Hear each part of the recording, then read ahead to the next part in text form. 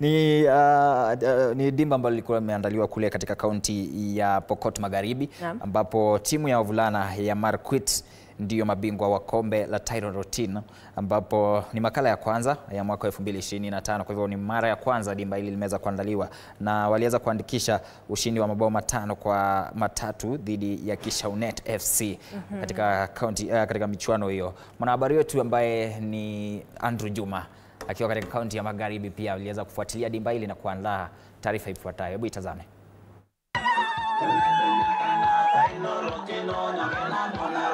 Makala ya kombe la Tyno Rotino awamu ya kwanza katika mwaka wa 2025 hatimaye yaliweza kufikia tamati katika shule ya msingi ya Murkojuit katika kaunti ya Pokot Magharibi baada ya makala haya kudumu kwa zaidi ya wiki moja. Tunapoona vile vijana wanazidi kuharibika huko nyumbani, vijana wanaingia katika kutumia mihadarati, tukaona katika hii wakati muhimu kama hii holiday tutafanya nini ili kufanya vijana wetu wakuwe active ama wakuwe busy nyumbani.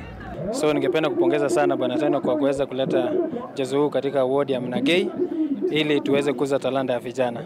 Mshindi wa makala hayo hata hivyo aliweza kupokezwa kombe pamoja na shilingi 20,000 zikiwa zimeandamana na jezi, ikiwemo tu ni mbinu ya kuhakikisha kwamba vijana wa kaunti ya Pokot Magharibi haswa msimu wa likizo wanaweza kupata shughuli ya kufanya ili kujiepusha na utumizi wa dawa za kulevya. Tunapongeza Tyno Rotino kwa sababu yeye amekuwa kiongozi ambao anaongoza vijana, na tukitaka viongozi kama wakina Tyno wasaidie vijana kutoka Crown, kwa sababu especially kama vijana kutoka Murkojuit na Kishaunet wako na yeri vijana wao wacheze, alafu serikali kuu wachukue vijana kutoka Crown ili wachezee Harambee Stars.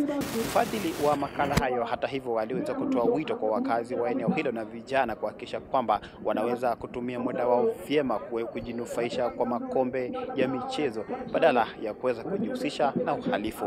Njia mzuri sana ya kuweza kuweka kuwa busy na kuweza pia kukuza talanta ni maneno ya michezo.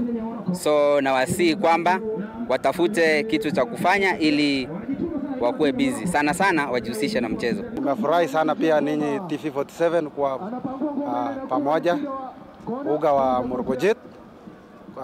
Najua mnatoa mechi live pia. Andrew Juma, TV47 katika eneo la Murkojuit, kaunti ya Pokot Magharibi. Ni timu ya Murkojuit ndio mabingwa Tyno Rotino.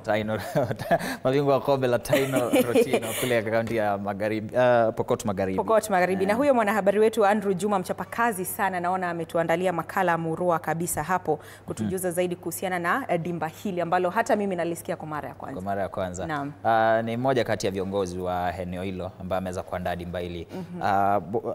Lengo kuu pia likiwa ni kukuza talanta na kuhakikisha kuwa pia vijana mwisho wa siku, unajua ukishinda pia kuna zawadi kando na kombe, kuna zawadi. Naelewa pia kwenye dimba hili mshindi alikuwa anaelekea nyumbani na kitita cha shilingi 20,000, alafu yule ambaye alimaliza katika nafasi ya pili akaelekea nyumbani na 15,000. Naam. Andrin, asante sana Danko, ni mwana spoti wetu hapa TV47 kwa kutujuza tu yanayojiri katika ulingo wa spoti. Labda kuna mechi ambayo tunatarajia jioni ya leo?